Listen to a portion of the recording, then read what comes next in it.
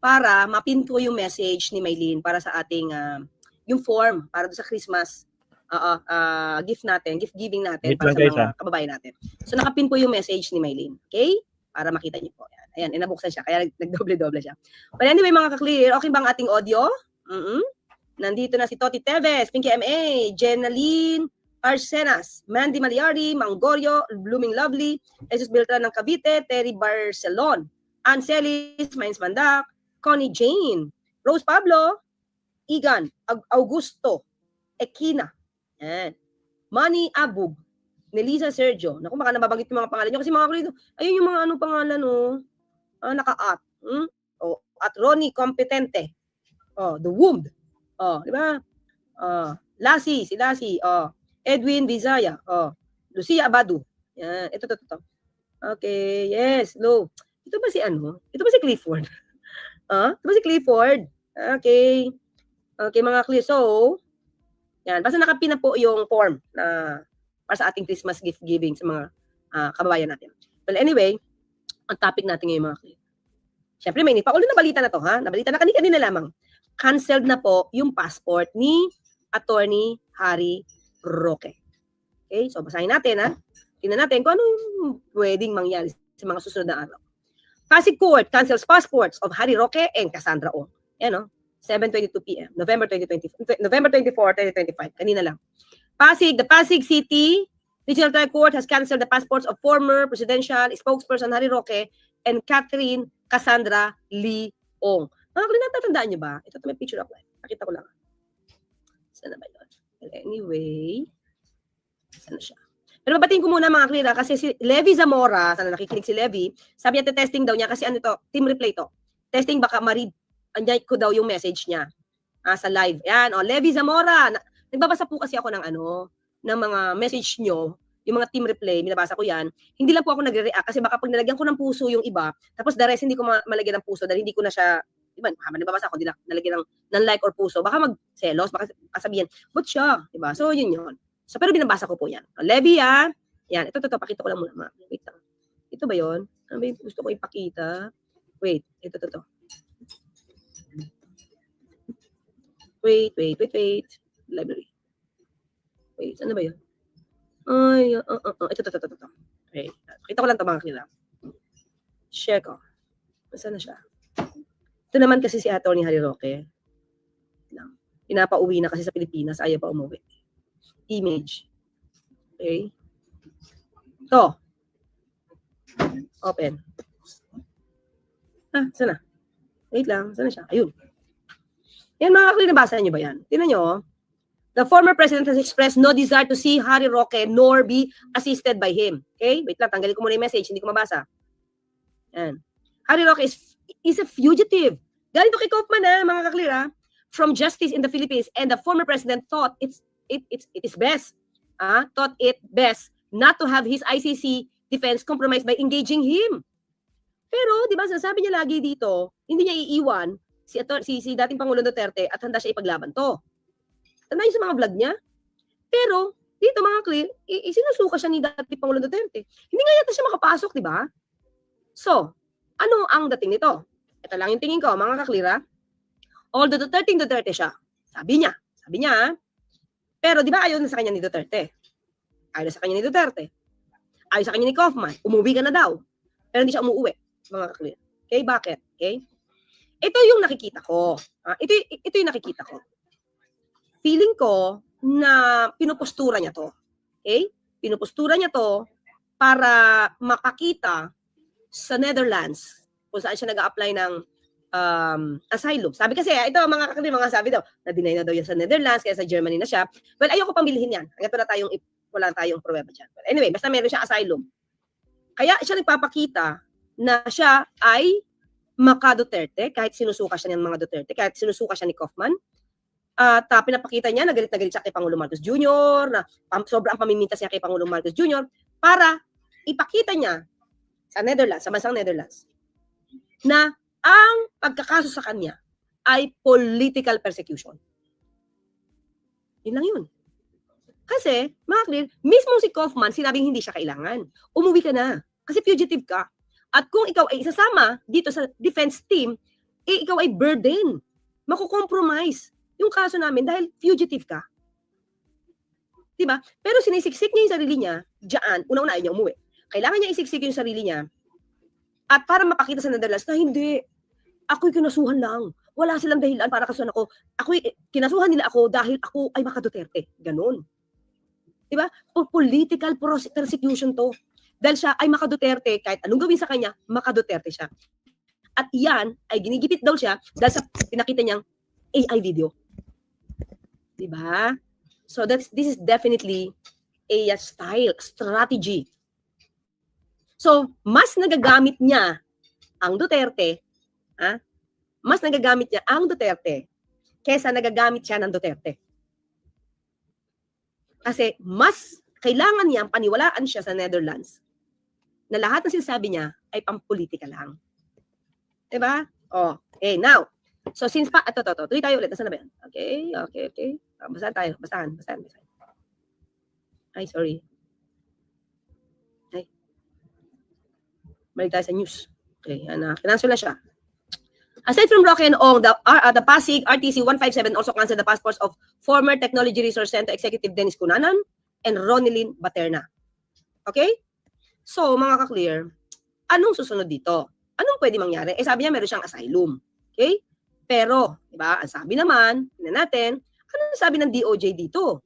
Oh, sabi ng DOJ kasi, yung principle of refoulement. Kumbaga, pagka meron kang pending na petition for asylum, at mapapatunayan mo na pag bumalik sa bansang to, ikaw ay mahaharas, matotorture ka, at ito ay, kumbaga, pagpapabalik sa iyo ay because of the political persecution, pwedeng hindi ka pabalikin. Kumbaga, ipi-prevent ng Netherlands na ikaw ay pabalikin sa Pilipinas. Diba? Kasi kung makikita talaga nila na political persecution to. Kaya nga doon siya nag-stick sa issue na Maka Duterte siya. Diba? Ayan. Pero sabi dito, noong November 24, ito lang,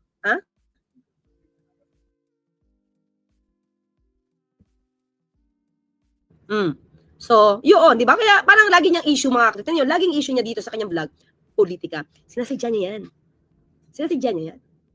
Para mapakita niya na critic siya. Dahil critic siya at Maka Duterte siya, political persecution to. Di ba? Sabi ko sa inyo, sa aking palagay, mas nagagamit niya yung pangalang Duterte. Eh, pinapauwi na nga siya ni Kaufman, ayaw niya. Di ba? Di nga daw siya makakatulong, mako-compromise pa nga yung council, yung team, defense team, pag nandoon siya. And DOJ, Roque not covered by principle that would prevent transfer to PH. Okay, sabi dito. Kasi sinasabi niya sa kanyang mga vlog, ay hindi niyo ako mapapauwi.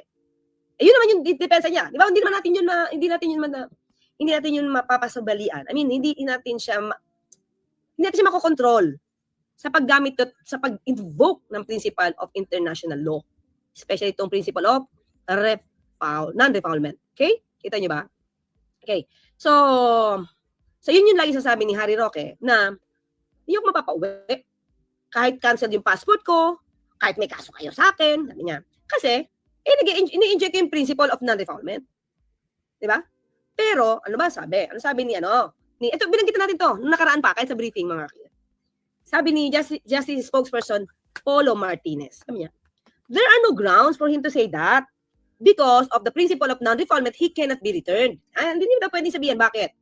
Ang sabi kasi dito sa principle of non-refoulement, ang pinuprohibit lang ay yung prohibit states from transferring. So, hindi ka pwedeng pabalikin or removing individuals from their jurisdiction or effective control. So, kung yun, nasa Netherlands ka, mas may control sa iyo yung tao dahil meron kang principle, meron kang asylum, under nasa jurisdiction ka ng Netherlands, di ba? At may effective control sila sa iyo. Kung, when there are substantial grounds for believing that the person would be at risk of irreparable harm upon return. Kung makakapagdulot ito sa iyo ng harm, kaysa makapagdulot ng harm sa bansa. Kumbaga, yung pagbalik mo dito, mas madadanyos ka. Bakit? Dahil, ayan, may political persecution, may torture, ito mukhang hindi naman, ill treatment or other serious human rights violations. So, ito, dapat niya ma-prove. Kasi siya ngayon nangaharas eh. Siya ngayon nangaharas, di ba? Sa gobyernong to. Amin yung mga salita niya, di ba? So, ito, i-prove niya. So, magagamit lang niya itong principle of non-refoulement kung mapapatunayan niya to. Yan, papatunayan niya yan. Okay. Pag hindi niya yan napatunayan, kahit meron siyang petition for asylum. At nakita na Netherlands, halimbawa, na you're just using this petition to take advantage of it. You're just taking advantage of it. Kasi ayaw mo na ikaw ay mapanagot sa crime na non-political naman. Kasi ang kaso is human trafficking. Okay? So yun maliwala tayo doon. Human trafficking. So hindi siya political case. Hindi siya political issue. Kasi nagawa mo to sa ibang tao. Hindi sa state. It's not yung pinag-usapan natin dito, hindi naman dahil laban mo sa state. Okay? So, bakit nga ba siya dinadawit dito? Sabi niya, hindi, ako'y lawyer lang. Lawyer lang niya. Ang sabi dito, mga kaklier, okay, wait lang ha. Ang sabi kasi dito, mga kaklier, ang sabi dito ng DOJ, NPAOK, kaya siya nakasuhan dito, hindi dahil sa politika, dahil sunod-sunod yung mga ebidensyang lumagapak sa PAOK. Remember the documents ng kanyang assistant, si Mr.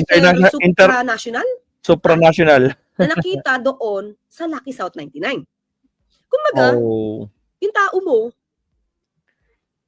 nandito sa Lucky South 99. So, ikinoconnect yan ngayon. Tapos, nagpaupa ka pa ng isang fugitive, isang wanted, na POGO operator, parang manager, dalawa yun, di ba? Yes. Isang wanted from China? Basta yes. Isang wanted sa doon natagpuan sa bahay niya sa Benguet. Yes. Dito, malapit sa amin. Siya ay naglalakad ng renewal ng license ng Lucky South 99. Okay? So, na isang POGO. Yung Lucky South 99, siya yung mismong may kaso ng pagre-recruit ng mga tao na ang resulta yan is human trafficking. Diba? So, sabi nga dito ng PAOK, napatunayan na to sa kaso ni Alice Goo. Hindi siya nagre-recruit personally, pero, di ba, mayor siya. Hindi nagre-recruit personally, pero nag-guilty siya sa kaso. So, with that, nagkakaroon ng basihan yung PAOK na ikaw ay sampahan talaga ng kaso. Pangalawa, mga kaklier, sinabi niya, ito habang nire-renew niya yung license ng POGO, ng Lucky South 99, na involved sa human trafficking, siya yung naglalakad. Hindi not as a lawyer lang to, mga clear. Dito sa lumalabas sa kanyang admission. Diba? Nang parang wala siyang alam. Maganda yung patunayan niya, diba? Maganda yung pag pinatunayan niya yan, mga clear. Lusot naman siya. Hindi naman natin siya sinasabing guilty agad, ha? Pero, natatandaan niyo ba yung kanyang interview kay Ted Filon? Sinabi niya, diba, nagre-renew siya. Naging lawyer siya ng Whirlwind. Tapos, inamin niya yon ng dalawang opisyal ng PAGCOR na siya yung naglalakad ng renewal ng license ng Lucky South 99. So ngayon, para ito masway niya na he is not working for the Lucky South 99, but for the Whirlwind, sinabi niya kay Ted Filon na yung Whirlwind ay service provider. Kaya lahat ng lisensya, lahat ng kailangan gawin para sa Lucky South 99 ay ginawa ng Whirlwind na kliyente niya. Okay? Now, doon sa interview na yun, mga kliyente, binanggit niya na lahat ay ginawa doon ng Whirlwind for Lucky South 99. Pero ang hindi niya nakakalimutan, ang hindi dapat kalimutan, mga kliyente, during the hearing, yung personality ng Lucky South 99 at personality ng Whirlwind parang isa. Di ba yung mga tao dito, nagpalitan lang sila. Di ba? Dati na sa Lucky South 99 si Cassandra, napunta sa Whirlwind. Yung tao sa Whirlwind napunta sa, parang isa lang. Di ba? So malaking effect yun. Kasi parang you're working with one and the same. You're working with one and the same corporation na minamahal kung parehong tao. Di ba? Yan lang, mga kira.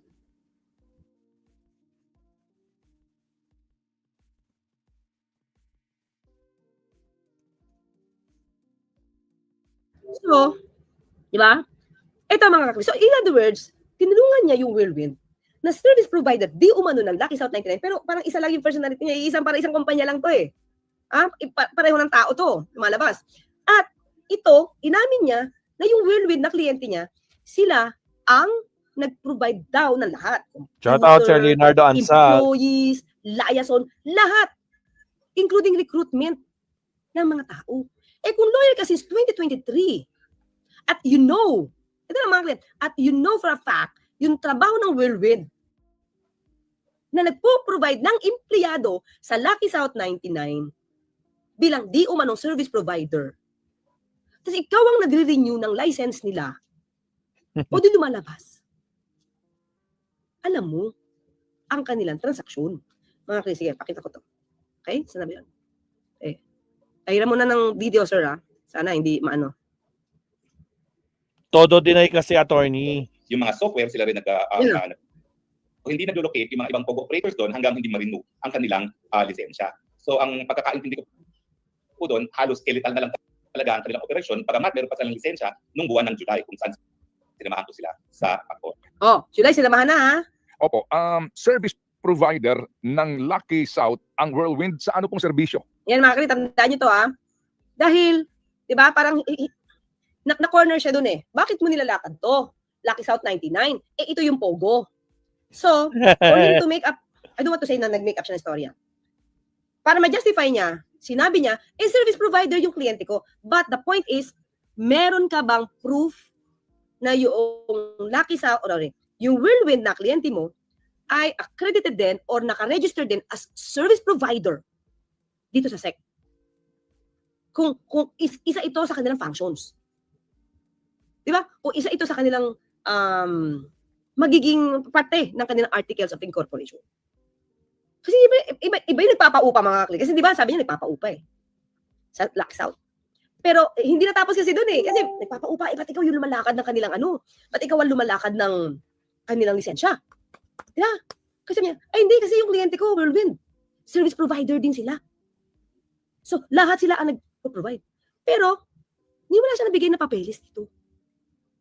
Di ba? Kung nilalakad mo yung Whirlwind, ba? Kung trabaho mo yung trabaho ng Whirlwind, ikaw yung nagre-renew ng license. At alam mo sila ang nagre-recruit ng tao, mga kliyente. Mahirapan siya. Hello, Yussi Claire. Bakit di ko na po kayo nakikita sa film? Wala briefing kasi nag-press con po ang Pangulo kanina hapon. Nandun ako kanina. Nandun po ako kanina at kasama po tayo ni Pangulo sa press con mismo. Okay? Totoo mga klira. Lahat po eh. Kasi pagkakaintindi ko nga, para meron pa silang lisensya. Issue. Service provider Viola, ng Lucky South ang Whirlwind sa ano pong serbisyo? Lahat po eh. Kasi pagkakaintindi ko nga, hindi lang sila nagpapaupa ng physical premises. Pati yung mga computers, sila nag-pili at nag-install doon. Yung mga software, sila rin nag-provide. At sila rin yung in charge pagkuha ng mga Pilipinong mga empleyado. Oh, yun yun. Yung kliyente niya, sila nag-provide ng mga empleyado. Doon nga nagkakaproblema sa human trafficking eh. Sila ang nagpo-provide, yung kliyente niya ang nagpo-provide for Lucky South 99. So, alam mo na yung Whirlwind ay nagpo-provide ng empleyado. Pero kinontinue mo pa rin ito sa pamamagitan ng pag-renew ng license ng Lucky South 99. So, paano mo masasabing hindi mo alam yung trabaho nila? Yun yung naging issue ngayon, nagre-recruit ng empleyado. Diba, mga klik? So, hindi ko ngayon alam kung nilusot niya lang ito para sabihin na, no, I'm not working for the Lucky South 99. I'm working for the Whirlwind, which is also a service provider. Pero lalo lumala. Kasi inamin niya na yung Whirlwind nagpa-provide ng empleyado sa Lucky South 99 na Pogo na napatunayan na nagkaroon ng human trafficking. See? Diba? Sila rin yung kumukuha ng security agency. At pati security agency. mga money agency. So, ganyan po tulad Manning agency. trabaho nila. So, ang gagawin lang ng pag-operator, mag-ooperate talaga sila. Di ba? Ang gagawin lang ng operator, mag-ooperate lang. So, lumalabas dito, mga kaklir, yung Lucky South 99, dahil sa kwento niya, hindi sila yung nagre-recruit ng tao, kundi yung kliyente niya na Whirlwind. Di ba? O di mas lalong mahirapan siyang lumusot doon. Siyempre sabi lang niya, hindi ko alam eh. Hindi ko alam. Pero you're there. Alam mo na kaya ka nag-renew ng license ng Lucky South ay dahil service provider, yung kliyente mo, kahit wala pang dokumento. Considering na service provider sila and you know na sila yung nagre-recruit ng tao, o di, at yung mga nire-recruit nila ay mukhang nakidnap nila, na pinilit nila magtrabaho. Diba? Yun yung problema dun. So, pag nag-recruit ka, at yun yung mga kinidnap di umano, pinilit magtrabaho ng mga Pilipino, pasok sa human trafficking yun. Naray. Diba? Hinintay ko live mo kagabi. Wala po ako kagabi, mga kli, kasi umaten po tayo ng Christmas tree lighting. Kagabi. Saka weekend. With the first couple po. Yan, nandun po. Saka si Sir Vinny. Yan. Nandun tayo kagabi. So, medyo ginabi na. Saka bukas na lang. Okay. Sorry po, hindi tayo nakaano kagabi. Richard, amihan. So, yun lang mga clear. Yun lang yung pag-a-analyze ako dito. So, anong next mangyayari? Diba? Kaya, Attorney Claire, so happy to meet you in Malacanang. Hi, Michael! Yes! Oo, yan si Michael C. Oo. Nandun ka kagabi, diba? Right? Kita tayo kagabi. Yan. Kagabi ba o kanina? Kasi nasa ano tayo? Oo. Yan, nag-meet kami. Mike, nawala. Nag-meet kami, mga ka-clear. Okay? Yan. Okay, so pinakita ko na sa inyo mga clear kung bakit nagkaroon ng papel yung pagiging service provider. Now, and DFO, McCoy's, the Roque passport cancellation make him deportable by Holland, Attorney Claire? Okay. Okay, ganito yan Okay. Kahit may petition ka for asylum, tapos nakita halimbawa ng Netherlands, hindi, may political persecution talaga. So, it doesn't mean na pagka-cancel yung passport mo, ibibigay ka ng Netherlands. Kasi kung nakikita nila talaga na you will be harassed, at yung pag-cancel ng passport ay harassment. Pero pag nakita ng Netherlands, ng Holland, na no, umiiwas ka lang sa case. Kasi even before ka nag-apply ng asylum, hinahanap ka na nila. Dahil sa di umano mong koneksyon sa Pogo na nag-commit, di umano, ng human trafficking. So, yun. Okay? So, lahat yan po, depende. So, titignan po, i-weigh po yan. So, ngayon, nag-apply na daw po, according to PAOK, hindi naman pala basta-basta nag-apply na red notice. So, pero alam ko, nag-apply na po sila ng red notice. So, tignan po natin ang susunod na action. Basta ngayon po, ay lumalabas na siya ay nagbabiolate na po ng immigration laws. Yan yung nangyari dati kay Alicia Goo. Dahil nasa ibang bansa siya at wala siyang passport, hindi nga siya na-consider na Filipino, mabilis siya through Interpol, napabalik siya sa Pilipinas. Yan. Okay, mga ka-clear. So, yun lang explain ko sa inyo, ha? So, kailan kayo mapapauwi? Depende po yan. At I know na nagtatrabaho na mabuti rin po ang PAOK, ang DOJ. So, tingnan po natin. Kasi, mabilis naman po. Medyo natagalan ng konti sa pag-cancel ng passport. Kasi, yun yung due process. Tama. Sabi naman ni Harry Roque, siguro mag-EMR pa siya. So, alam. Sabi niya, hindi pa naman yan final. Pero as far as we are concerned now, cancel siya. Based sa decision. Okay, dito, mga clear. The Philippine government has requested an Interpol red notice for former presidential spokesman Harry Roque stemming from his alleged involvement in the operations of the raided Lucky South 99 Philippine offshore gaming operator Pogo Hub in Porac, Pampanga. The presidential PAOK said on Sunday. Ayan. Okay, mga ka-clear? So, yan ang latest atin. So, tingnan lang po natin kung ano talaga. Siyempre, maninindigan pa rin si Harry Roque na hindi siya pwedeng mapauwi because of the principle of refoulement. So, tingnan po natin paano itong babasahin ng bansang Netherlands. Okay? Alright. So, paano mga Attorney. clear? See you in a while. See you in a while. Meron pa po tayong Attorney. topic. Dalawa pa po, ha? Bong, Thank you. dalawa Pag-like pa na po talaga? tayo. Mag-like na po kayo. At thank you.